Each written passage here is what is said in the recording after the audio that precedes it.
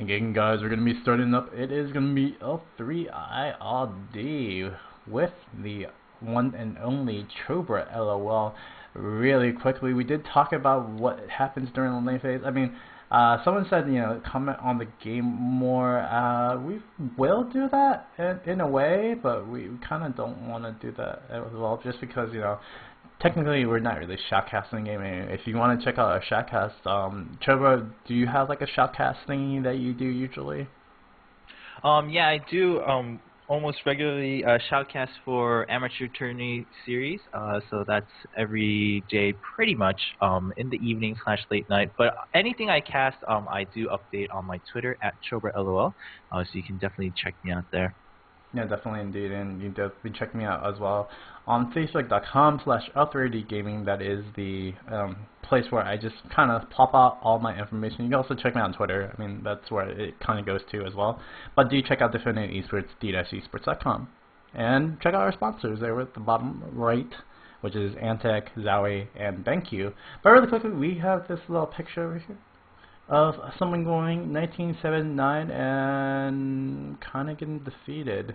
So we don't want that happening to you guys. So we're going to be, explaining what happens during the early phase. We saw like what core items or core stuff that you want to like get into.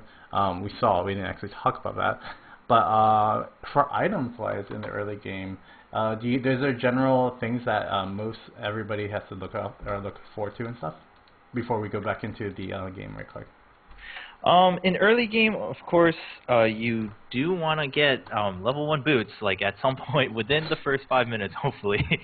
As for leveling the boots up, it is a debated topic.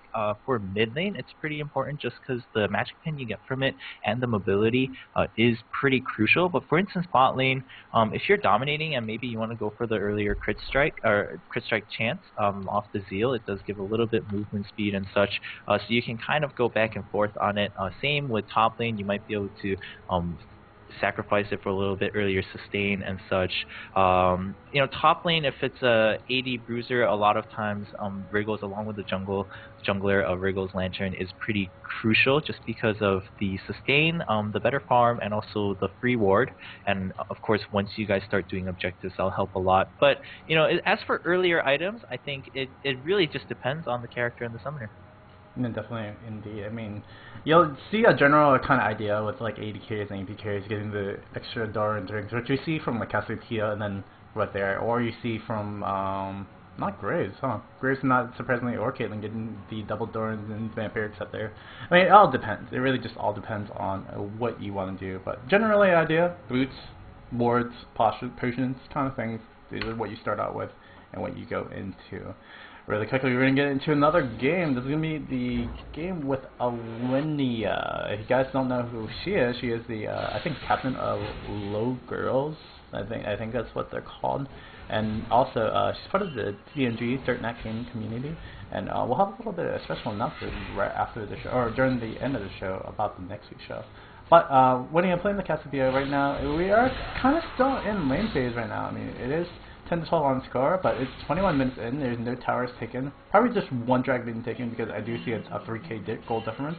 But yeah, it's really interesting to see that everyone's kind of roaming, but it's not really happening. So, really quickly, 21 minutes in, towers not down. What do you think about that?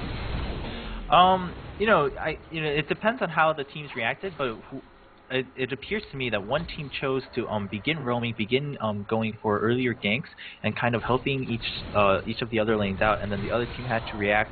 And that's fine. You don't have to take a tower down to roam. Of course, general rule of thumb, people say AD carry should always focus on farming for at least the first 20 minutes, 30 minutes. But that's just a general rule of thumb. If you guys can do better by ganking, picking up kills, and maybe even going for an earlier Baron, if you get 3 kills and you guys don't lose any, you could go for an earlier Baron if it was in a top lane fight.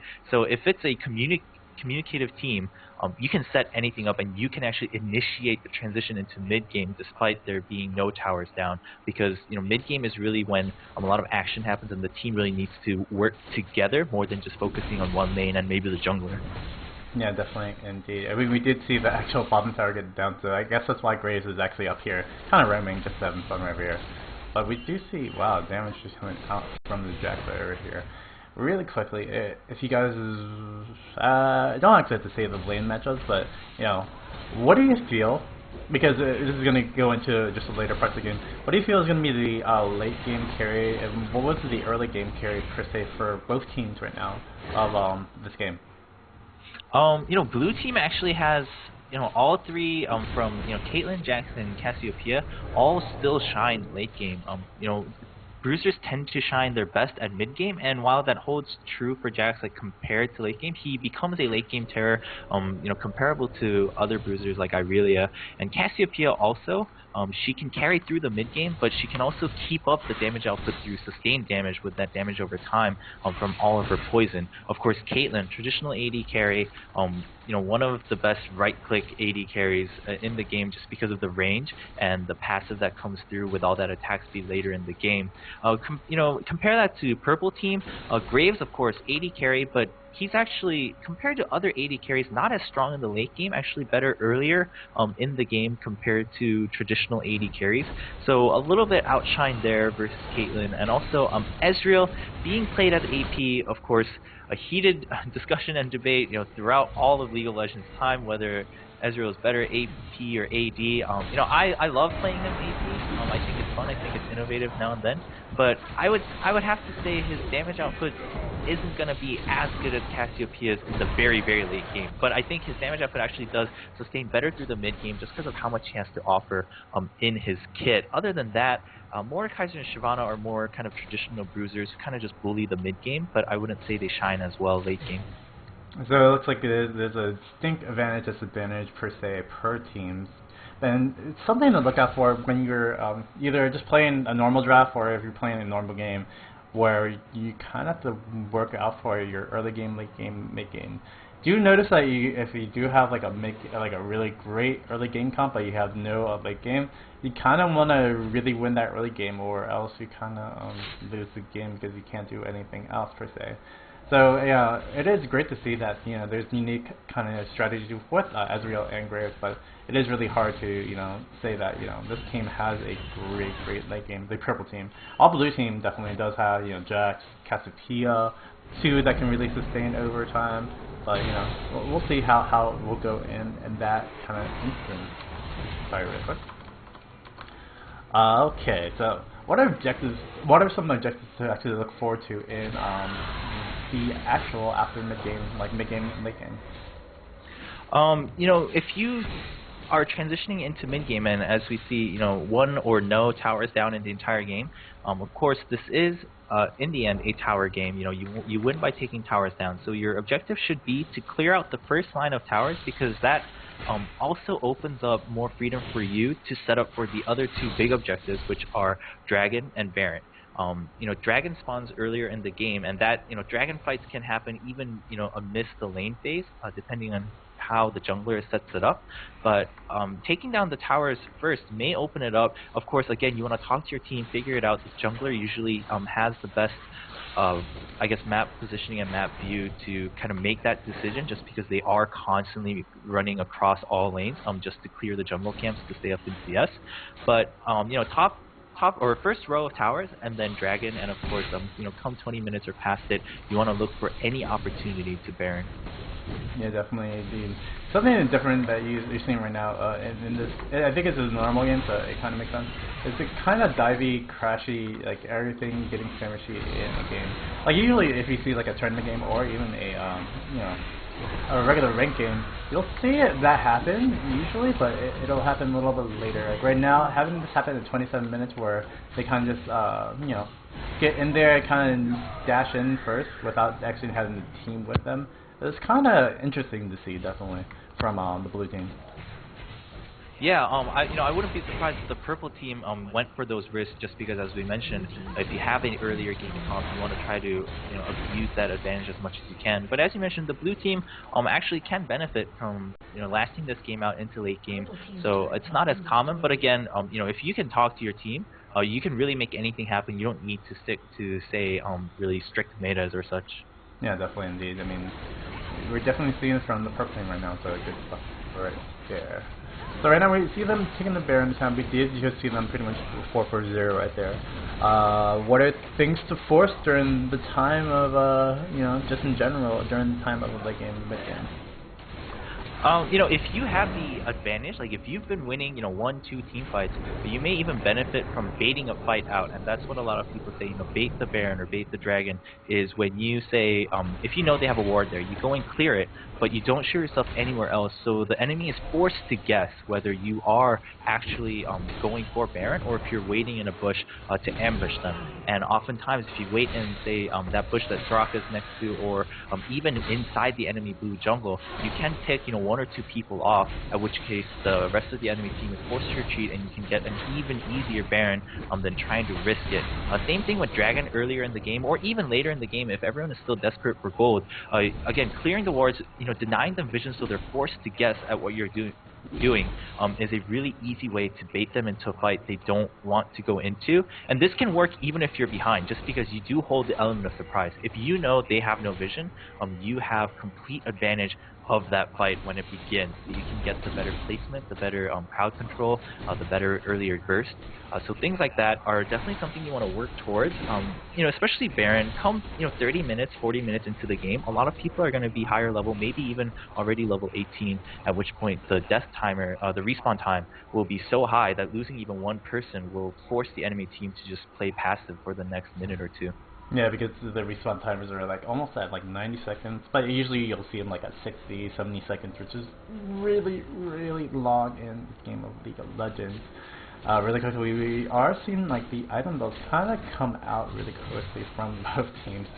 We also see Zillion go down again. He's playing really good right now, using his ultimate really well.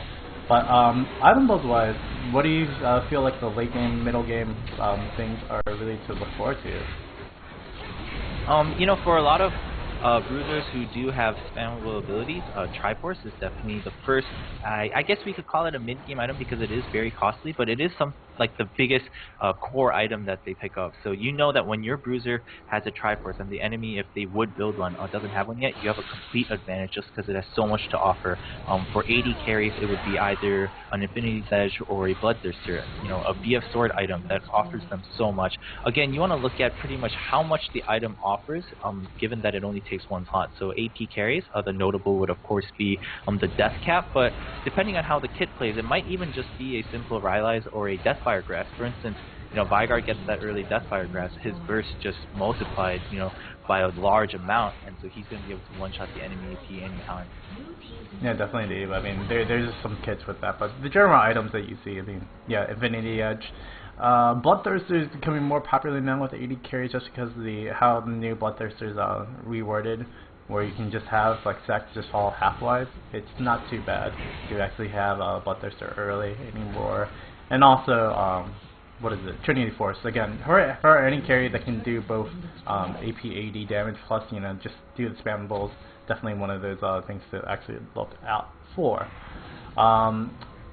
We aren't going to be seeing so much split pushing because I think Team Purple is just saying they have the advantage right now and they just want to keep on going and just pushing mid, which is very smart of them. But is there time to actually split push, or you know, when would be a good time for split pushing? Split pushing works if, for instance, you're having trouble covering or maintaining map vision through wards, but you do have a couple. Then you want to split push so you can extend the wards to the edges of the jungle and use that to just be defensive if they come for a gank. But split push so that you do cover the whole map, so that you know that if someone's missing from a certain lane, or if you guys see nobody, you know they're in a jungle somewhere, so you want to take the safer, bigger routes through the lane, through the stream. Split pushing is also advantageous if maybe you know you can't win an all-out team fight, but your teammates can siege under a tower pretty well. Certain kits allow for that, and they're, you know, if they have better poke, for instance, you know, the new champion Varus, he can farm pretty well under the tower. He can clear waves very fast and poke the enemy team. So if he's there with, you know, a tanky figure and maybe a support, those three can siege under a tower fairly well, while say someone like Timo or Nidalee can split push with that mobility, or of course the infamous Shen can split push and jump into a team fight. So if you have mobile champions who can either go back and forth to safety or jump straight into a team fight, like TF, Shen with those global ultimates, they can split push and kind of turn that advantage or disadvantage around so that you get extra gold from towers. The purpose of split pushing is not only to get the gold from the towers, which is global, but at the same time to pressure them to split afterwards, so maybe you can go to objectives afterwards. So it is a way to set up more plays throughout the map. Yeah, I mean, we saw right there the greatest kind of split pushing the middle kind of getting pushed out. Is there problems per se for the faults into actually pushing so hard per se as well? Yeah, oftentimes the first instinct of a player is, you see someone split pushing, and everyone's first instinct is to go back and block it. But if you say, you see their enemy AD carry committing to just constantly split pushing, you could actually force a fight, if it's 30-40 minutes in, because the AD carries are a huge source of damage. So in that case, the Graves would be making a mistake in making it known that he's committed, and therefore allowing the enemy team to engage, maybe even under a tower and going for an aggressive tower dive. Of course, if it's just like a bruiser who's still kind of just falling off mid-game, the enemy team does want to come back and force him to retreat because they don't want him to free farm. But again, if you see the enemy damage dealer clearly committing to a split push, you want to turn that around to either go for maybe like even a full-on 5-man gank to cut them off, to shut them down, or to actually force a fight 4v5 because you have an advantage at that point. Yeah, you definitely just saw that right there where Caitlyn was just pushing way too hard and then got caught barely at the end from the Soraka infuse right there. So, I mean, yeah, you definitely want to make the carry pay per se if you do see them just kind of by themselves. And it's just one of those little tips that actually will make or break the game half the time.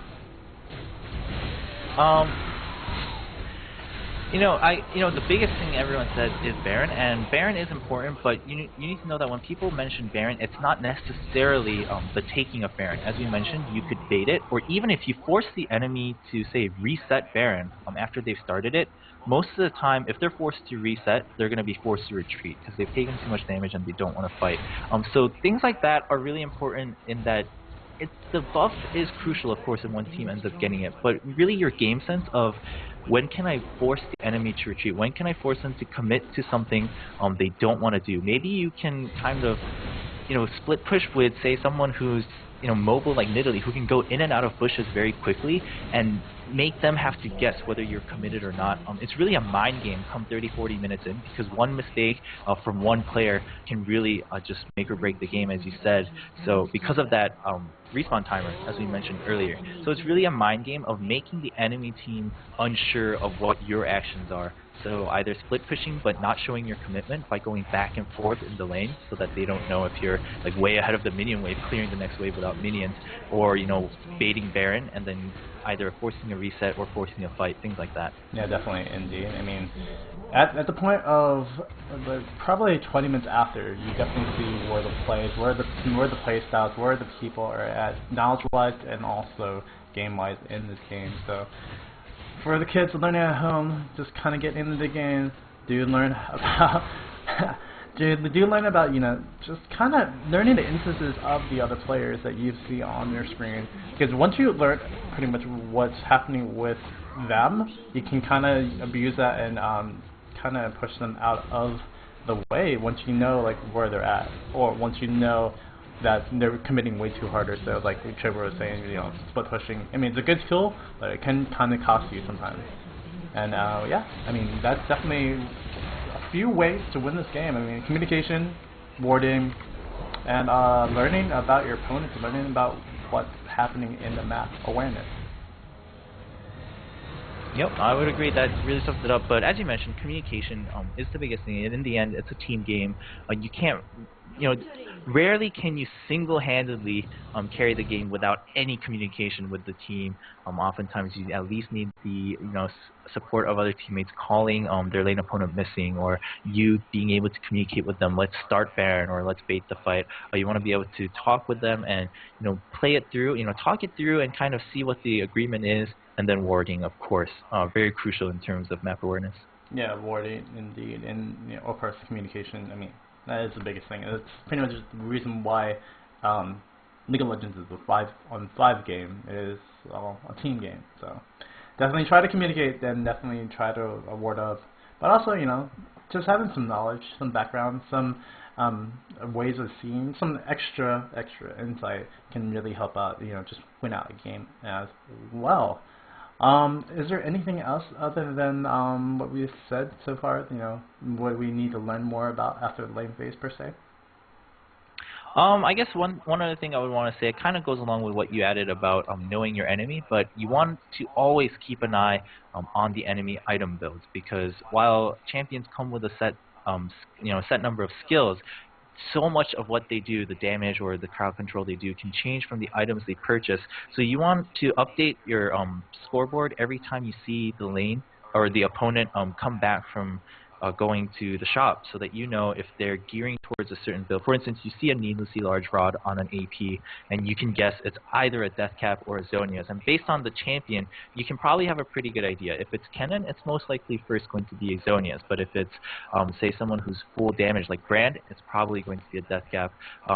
Here we see on the scoreboard, like Zillion has that blasting wand and needlessly large rod. You know he's going for that death cap, so you might want to preemptively buy a Negatron cloak and build it into a Banshees or a Quicksilver sash later on in the game. So if you can kind of stay just half a step ahead of them, so you make them start the build, but then counteract it immediately, they're going to have, in a sense, wasted the value of their gold by revealing their build to you.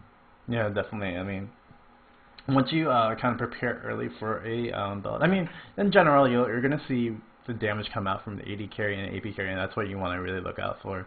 But, you'll see the tanky DPS bruisers, or even so, like even Mordekaiser with the Random's Omen going early. Notice that, Jax and Caitlyn were doing mostly all the damage in the early go. So, he prepared for that and actually, helped out his team in that way, even though having a 385 score, I mean, it's whatever, but he didn't prepare to be a little bit tanky. As per se, Soraka getting an Aegis of Legion kind of makes it, I mean, Aegis of Legion is a great item for both 8 armor and magic resist, and it helps out your team be really tanky, which they kind of, with Purple Team, didn't really have per se as a tank. Other than that, yeah, I think, I mean, do you have anything else to say as well, Trevor, about this episode? No, I think we covered all the things we need to for this one episode. Again, guys, this is a really like intensive slash intricate kind of series, and we try to dissect it little by little. We're not trying to dissect the whole thing in general, and we're not trying to shoutcast games, because if you want to do that, you can just check us out doing the shoutcasting, whatever. We're just trying to teach people what little things can make you better per se, I guess, if you want to just kind of complete it that way, and what little things will make you a better gamer slash make you a better teammate per se as well. So having those little instances where communication, warding, and those two things are actually really important. Is really key to actually getting down and making that foundation of being a better gamer, just in general in any game, literally. Because communication, if it is a team game or even with yourself, I guess, is really key. Like what's happening, what's the enemy doing, what am I doing, what's going on and stuff. It really helps you just kind of focus in, but also kind of helps you get the game really clear, so that you can see what's going to be happening soon, or you can see what you're going to be doing soon. And then for League of Legends and slash any MOBA, warding vision like really makes you see what everyone's doing, because you have clairvoyance, you have pretty much sight on everything. But I want to thank Chobra again for being here with me, but I wanted to actually ask him some few things. Yesterday, last week, we actually talked about Atavia. We talked about what she is and all that stuff. But we want to get to know about Chobra just a little bit more. So, from the best person from the awesome land of the internet land, Chobra's an up-and-comer trying to pay his dues and make it big in the land of shoutcasting, but gaming as well. He is a great person to learn from, and today we are trying to learn who is he really. And what will we learn today is Chobra. So, Chobra, where are you from originally? And then, like, if you're just moving around or something like that as well. So I was born in the U.S., but I lived in Korea for a bit. I am Korean, so I spent pretty much half of my childhood in Korea. Currently, I'm on the East Coast, so back in the U.S. Just finishing up college. I'm actually taking a break right now to focus on, shoutcasting and things like that to see where I can take that.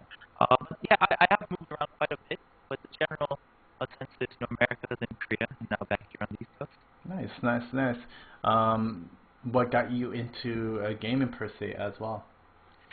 I mean, of course, growing up in Korea, I couldn't ignore StarCraft and things like that. I grew up with a Nintendo, so I was familiar with both the PC and the console gaming scene since I was a kid. In the middle, I kind of gave it up. I just started playing just with friends casually on consoles for a while, middle school through high school. But StarCraft 2 came back out, and just it's in my blood. I can't resist it. I got back into it, and I started playing it to really see if I could improve a lot and maybe even go at least amateur but serious in terms of competitive gaming. I did have to give it up just because of time commitment when I was in school, so I did drop that. But then I decided, hey, maybe I could go into shoutcasting because my passion in games does come from theory crafting and analysis.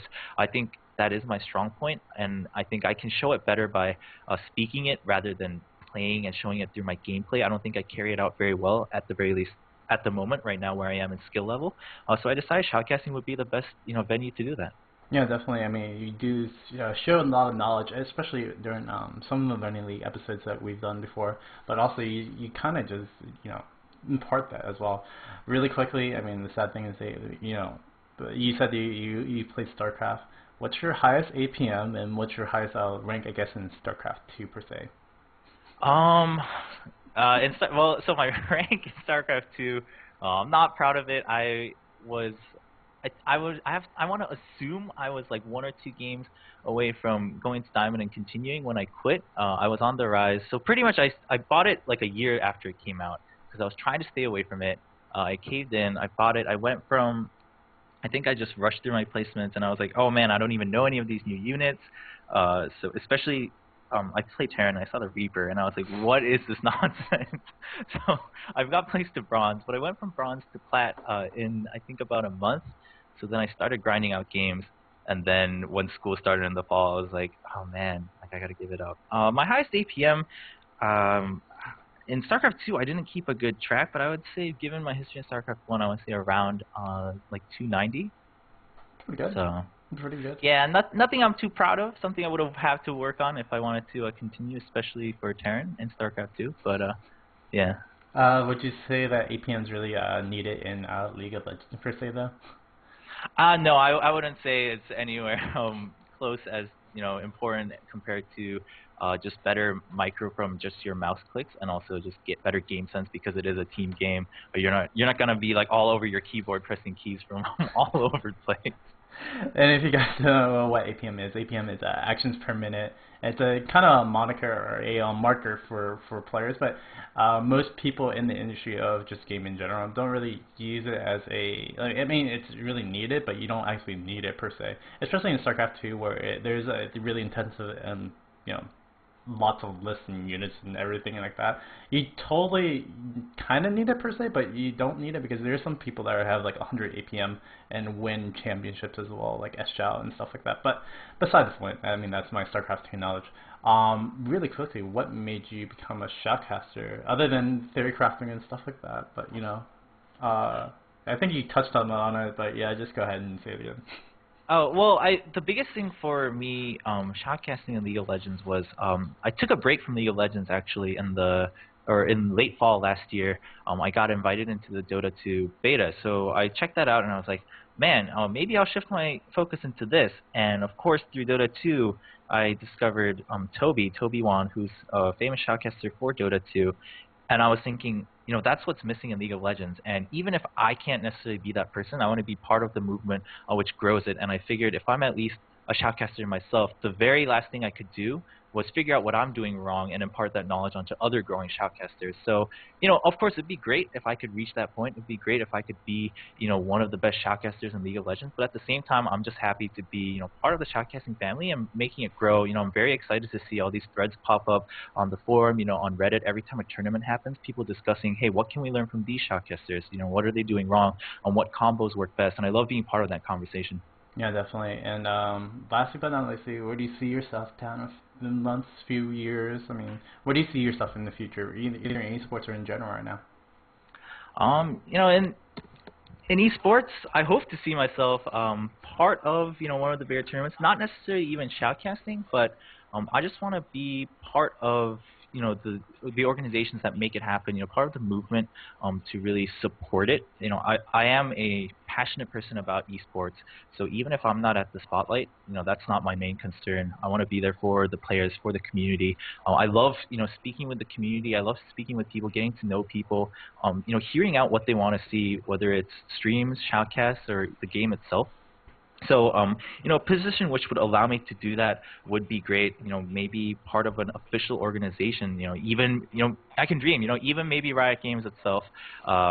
Something like that. But if I can make that happen in esports, I do wish to actually kind of sustain that at least for a couple of years down the road, just to make sure that it doesn't burn out too quickly, because things that grow this fast do have a tendency to just burn out as soon as the first batch of people kind of retire from it. So I would want to make sure that it does continue. Yeah, the continual growth is really, really good, and the passion for esports slash whatever you want to do, Riot Games, whatever, is really, really good to see as well. Lastly but not leastly, I mean, we did talk about it in the beginning of the episode, or the second part of the episode, but where do you shoutcast? What else do you do, like stream-wise? Other shoutouts as well, Chobra. I regularly shoutcast for amateur tournament series. It is a lower elo bracket series. So I do that pretty much every day, more or less. We do, swap off depending on who's available, but that's every day around. The games are set up by the teams themselves, so around 6 to 11 p.m. Eastern time. You can find me on Twitter. I do cast for the Zeke tournament now and then if I'm available and available to sub in for the other casters. So, but yeah, whatever I do, I update it on Twitter, so you can find me on there. Yeah, Twitter at Chobra at LOL. I think it's at the bottom right as well. Do you stream as well, Chobra, or not as much? I will be getting back to streaming. I was sick last week, so I completely shut it off, and my net's being a little gimmicky because of the weather out here. But hopefully, once that all settles out, I will be streaming. When I stream, I usually try to put in commentary. Again, I think that's where I shine. So whether it's normals or ranked, I'll try to do that when I play. Definitely, indeed. And again, Chobra, thank you for being an awesome, awesome co-host today. Again, it's really awesome to see you, grow as a person slash gamer slash, just all around. But also, just awesome just to chill with you, dude. I mean, that's usually what we do over like with the people that I usually talk with. But it's really noticeable with Chobra, me, Attack Raid, me, and Atayu and me. Like the three of us, or the four of us, are like really, really chill with each other. So it's really cool to have you here. Thank you again. Also, again, guys, thank you for watching Definitive Esports' episode 6, Learning League from the beginning. Again, guys, it is a little crash course into what you're going to be looking into, what to really, really insightfully look for during the game. So hopefully, check back the VOD if you're actually just skipping from the end to the beginning, or just tell your friends, tell your loved ones about the show, because we're just trying to give a little service, a little love to all the summoners, all the gamers around the world of esports in general, but of League of Legends as well. Again, guys, thank you again from L30 Bird. Just giving them some words for you guys, but also from Definitive Esports, D-eSports.com, trying to give just knowledge and impart everything onto you guys. And again, do check out our sponsors at the right, left, top, something like that. I always change my overlay, so I actually don't know. But do check them out. BenQ, Antec, and Zari Gear. But from me to you, the you to me, and all the others to see. Thank you again. L3ID is going to be out.